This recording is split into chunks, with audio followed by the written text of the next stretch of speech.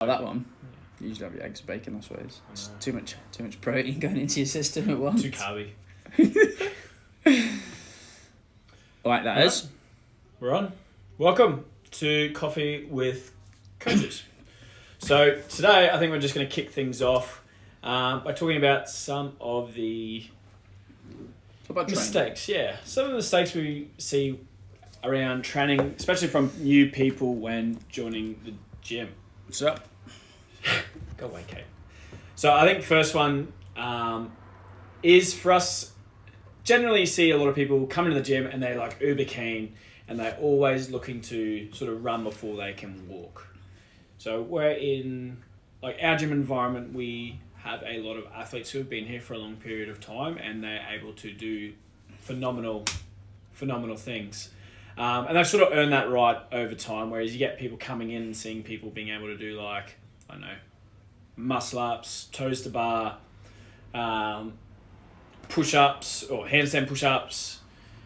You get the newbies coming in, they see it, they want to be able to do it, and then within the next session when you come in to coach them and they're warming up, they're trying to like flail around on the bar and you see them, they're getting like visibly frustrated with the fact that they can't do the movement.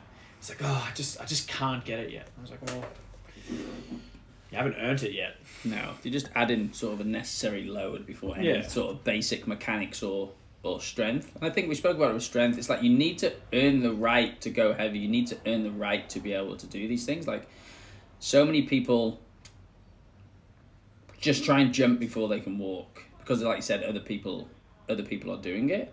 And I suppose that's where the problem with CrossFit came in as a whole, that people would learn to kip before they could do a strict. And then every time they do pull-ups, they just do a kipping pull-up, and now they're super confused why they still can't do a strict pull-up. Yeah. It's like, well, you haven't ever practiced them. You haven't ever done anything. You've just been using power and speed to execute a pull-up. Do you know what I mean? You need to always build up the strength and basics first. I think another problem is that people, well, not a problem, is that people jump before they can walk, let's say. So you're getting people going into gyms without having any sort of baseline sort of mechanical tension in any movement, yet you'll just end up doing like jumping and plyometrics and bench hops and box jumps and all of these things, but you haven't learned how to squat yet. You've not learned anything. You're just going mental. I think this one goes both ways. You get people who massively overestimate their strength and people who like massively underestimate their strength.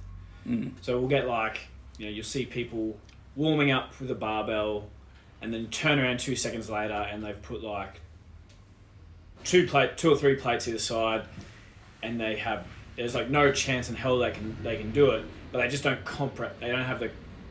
can't comprehend how heavy things are. You tell someone like 60 kilos is 60 kilos, but through experience you learn what that actually feels like. But if you got no idea, you got no idea. Conversely, you get people who are very, very conservative with how they approach things. Like they might stay at the barbell for weeks and weeks and weeks, and then they might add like 0.5, no matter how much nurturing and like trying to confidence you're trying to instill in them, they don't quite believe it themselves yet. They're like, oh, 25 kilos, there's no way I can do that. But I think that's a good reason for being in a gym that has coaches that concentrate on these movements. But a lot of the time, especially for newcomers, you'd rather them be a little bit reserved, and then definitely. I have to push them forward rather than completely just hold them back and hold them back. Because one of them situations is quite empowering as well. Like, hey, you can do this. You know what I mean? You do move well.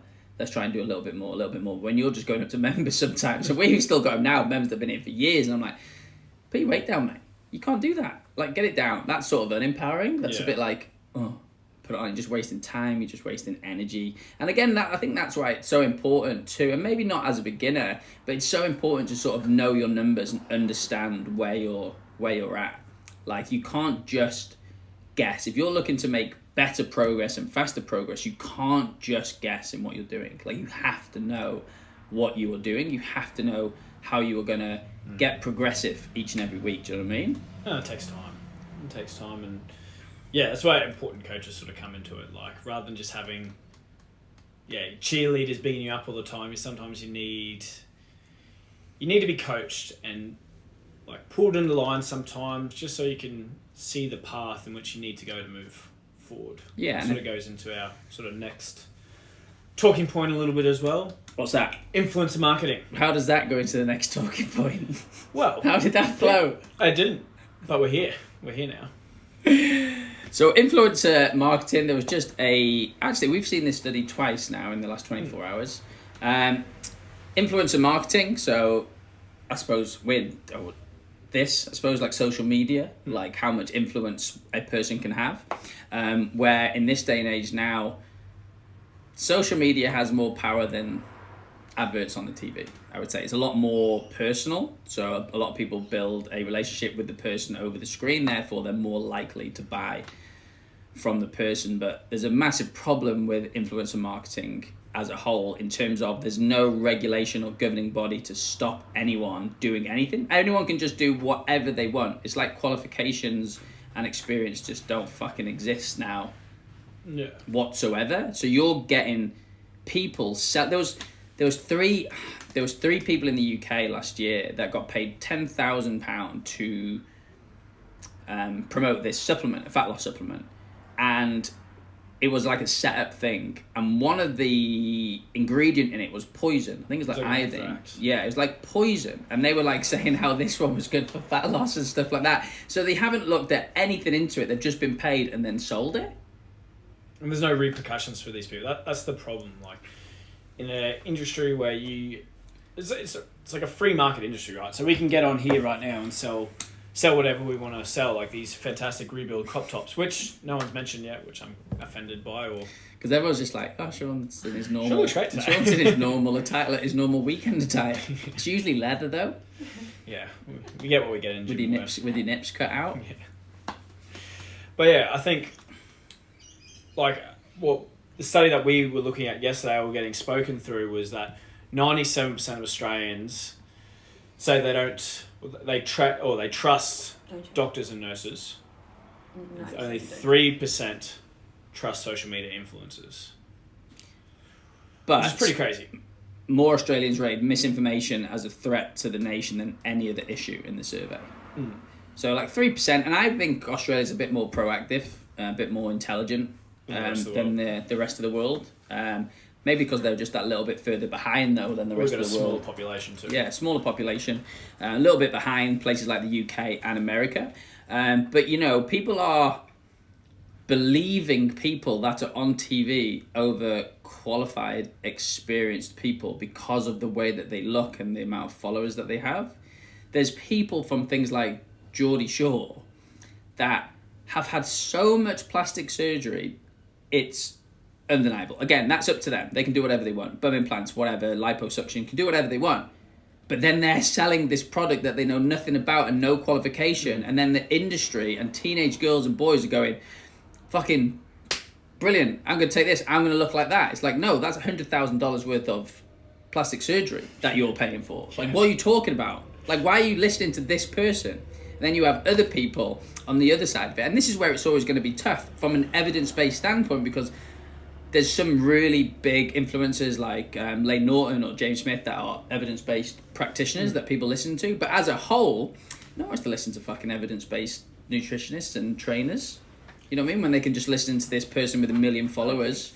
Who says something that you like the idea of. Yeah, it's confirmation bias too. It's like, hey, this is great. That's a great idea. And I truly don't believe people truly believe in this quick fix. They just go, I'm going to give it a go. Give it a crack. I'm going to give it a crack. It's like, it's hard. I find it really hard. I find it sort of heartbreaking as I have sort of nieces and nephews that are getting a little bit older now, and then having kids yourself. It's just mad. But like I said, there's no repercussions to these people selling stupid. There was that woman. Who was the woman that proclaimed she had cancer? Belle Gibson. Yeah. Belle Gibson. Yeah. Do you remember this woman? Yeah. So she claimed she had cancer, right, and then she cured it herself through healthy eating and like without any doctor intervention or anything like that. And she was like profiting off these other people who had cancer, who she was like giving this cure to. She ended up getting sued. She sold a cookbook. She had a whole brand. So she sold a brand, cookbook, but everything. But if I'm correct, she'd never had cancer. No. So she just lied about having cancer to get other cancer patients to buy her thing from her, and she never even had the cancer in the first place. And this is what we're living with. This is this is what we are looking at, and this is going to be a massive problem. This, but at the same time, you also have doctors that are just spurting absolute shit too. But let's say the majority of doctors as a whole are doing fairly well. So it's hard to, again, social media, people can say whatever they want without any repercussion. But we're going to do a podcast on this. I'm just getting into the research of it a little bit. We've got Kate, who does our digital marketing, who is doing her master's, and this is a topic within it. So we are going to do a big podcast on the topic, because I believe it's a really important conversation and topic to have, like really important. And I didn't think I was this passionate about it until every time I start talking about it and I start getting a little bit annoyed. Yeah. You know, because social media can be either way. Like, it can be a nightmare for people that just consume just shit, but it can also be such an amazing place. Do you know what I mean? So we're on here now. Yeah. So, do you know what I mean? Like 80% You can believe us, of though. millennials Yeah, that's it. Get their information off social media for purchasing. Yeah. We know. Yeah. So you can believe us, of course. You can believe us. Trust us. And Trust the guy in the crop top. the last thing is probably just the where to get protein from. Protein is as a nutritionist, it's one of the common things. It's like, how do I eat more protein? And it's like, well, let's keep it. Keep it simple. Keep it products like poultry, dairy, meats, fish. The usual tofu. You know what I mean? Lentils, beans. But stop, and I'm sure Sean will jump here as well. Stop trying to find protein in everything. In everything. People are trying to find protein in everything. It's like, what's it called? Like Halo? Like Health Halo? Like, people just stick protein on the front of it. It's got no protein in it. It's got more carbohydrate than protein. It's just got protein at the front. And people are running for it. Protein bread, protein ice creams, protein waters. Eat some protein. Get your protein, mate. It's like we've put this topic of conversation in there because I had a client message me this morning. She's like, "Oh, can I have these like protein pancakes?" And she just sent me the front of it, so it said like 15 grams of protein per serve. I was like, "Oh, just send me the back of it." And the total, I think it was like 50 odd grams of carbs in there, however many grams of fat, but it was like just a calorie bomb. And for someone who's trying to lose weight, it wasn't a good option. Something that, you can definitely have every now and then, but she was thinking of including it with her lunch to help boost up her protein intake for the day. It's the same thing with like Mars Bar bringing out like a higher protein normal Mars bar. But all they did was add a little bit more protein in it. Say it was higher protein, it ended up being a higher calorie option than normal Mars bar. Like, sort of defeats the purpose of what they're trying to push across. They're trying to push higher protein as like a healthier choice, but as we hopefully we start to get the message now that at the top of the pyramid is like calories are king. Total calories are always king. Top of the pyramid, or we go bottom of the pyramid? Bottom of the pyramid, the base of which is built. Stop trying to find protein everywhere. Eat your protein. It's not that difficult. And protein is great also from dieting, from like a satiety standpoint. Do you know what I mean? You have protein. It doesn't mean that you want more protein, but if you're trying to find protein in all these deliciousness foods, then you're actually going to probably overeat a lot more if you're looking for protein in everything. Just keep it as simple as possible. If you want ice cream, just have ice cream. The other thing about protein ice cream is it tastes like arse crack. It's gross. Like, what's the famous ice cream? Like Halo Top. I had the mint choc chip one of that. It was just ice. It was just ice with toothpaste slathered around it. It was fucking rank. If you want some ice cream, just build a relationship with food. Do you know what I mean? Just have some ice cream. Don't find protein. And if you want to rebuild crop top, how much are they? $35. 35, and you can look like great fit. And if you shave your belly as well, it looks pretty nice. Influencer marketing. Trust us, they make you stronger. Influencer marketing. Here we go.